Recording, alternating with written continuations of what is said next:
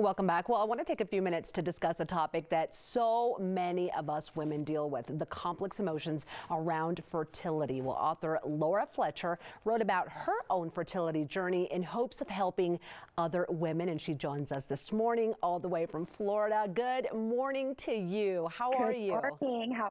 Fine, thank you. How are you? I'm doing great, and I'm also very happy that we're discussing this topic this morning. Let's first start off with the grace in grief, healing and hope after miscarriage. Why did you write the book? I wrote a book for a few reasons. First of all, a very cathartic process for me, but most importantly, I really wanted to kind of break down the stigma around miscarriage and infertility and also raise awareness, as well as provide tools for couples or individuals who are struggling with miscarriage, infertility, reproductive challenges. Yeah, you know, it's a really hard topic to discuss, but a lot of us women have been through that, myself included, Laura. So I'm so happy that you wrote a book to inspire us all. Now, why do you believe fertility is such a hard topic for us to discuss? That's a great question. I think that it is, there's a lot of shame, a tremendous amount of shame around fertility. I think that women feel like they have failed if they are not able to get and stay pregnant. I think it puts a tremendous amount of pressure on our marriages, our partnerships, as well as our life outside of reproduction. I think you're absolutely right about that. There's a lot of guilt that ties in, a lot of different emotions, and this leads to my next question. What do you feel is missing in the conversations about fertility? So many things. I think that we very much focus on the female role in the reproductive situation. However, I think there really needs to be a shift and look at the male partner, how they are participating, how they're contributing. I think that's a huge piece that's missing in this conversation. It really is. You know, looking back at struggles in my case with miscarriages, it was so difficult, but I always bottled those emotions in for some reason. Now, let's talk about miscarriage themselves, because you say that unexplained miscarriages happen. What is your take on that? And tell me more about it. I struggle with the concept of unexplained miscarriage because I very much feel that there is always a cause. I think it's just a matter of finding a doctor who is really willing to leave no stone unturned, really do the deep digging, do the appropriate testing, and be as thorough as possible, and potentially refer you out to other modalities, other doctors, to really get to the explanation. Yeah, like really encourage women to find out what is going on, because there's always a reason. Is that what you believe?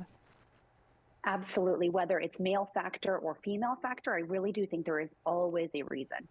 Yeah, definitely. And Laura, talk to me a little bit about your journey with that and how many experts you went through. I think that at the end of the count, it was about 12 experts that I had to see in order to get appropriate diagnoses. Wow. And that was a real challenge. Certainly. But look, I commend you for doing the groundwork and advocating for yourself. That's amazing. What are some of your tips for women that are going through that journey or have had to go through that hardship in their life? Well, you very much touched on it a moment ago. Advocate for yourself as much as possible, you know, boots on the ground and push and fight. And it's terrible, to be honest, that we have to advocate so aggressively. However, if we don't, we're told over and over again, as I was, everything's normal, everything's fine, just keep trying.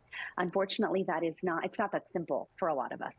You know, it is a big struggle, and I see it very often with a lot of women. For those that are feeling alone, what would you say to them this morning? You're not alone. There are many of us, two of us on the show right now. But you know, reach out, find support as quickly as you can.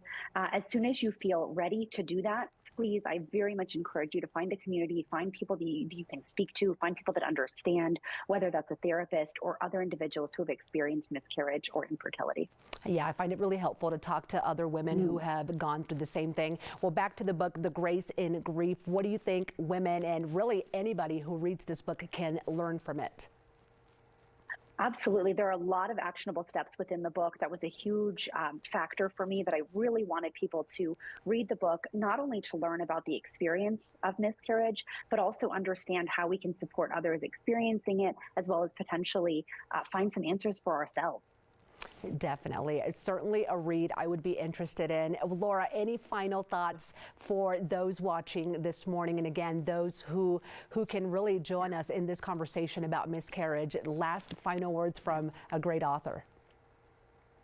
I would say you're not alone, first of all. And you know, you're much stronger and much more capable than anybody has given you permission to be. So keep pushing and fighting. And I am here if you need a friend. That's wonderful. Thank you so much, Laura. Great advice. Congratulations on the book. A true pleasure to have you this morning.